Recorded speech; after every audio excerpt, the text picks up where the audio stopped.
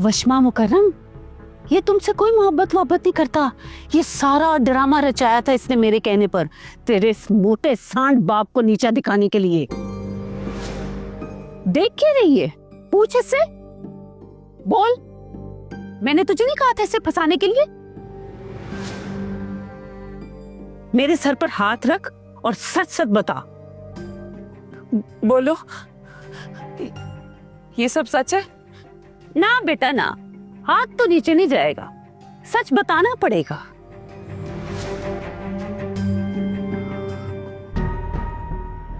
हाँ।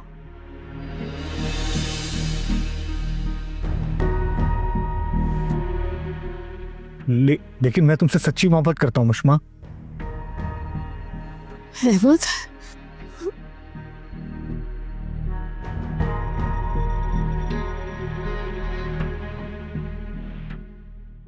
अम्मा ये आपने ठीक नहीं किया। मैंने आपसे कहा भी था कि मैं सच्ची मोहब्बत करता हूँ सर, वो भी बचपन से। बस कर दे तेरी सच्ची मोहब्बत।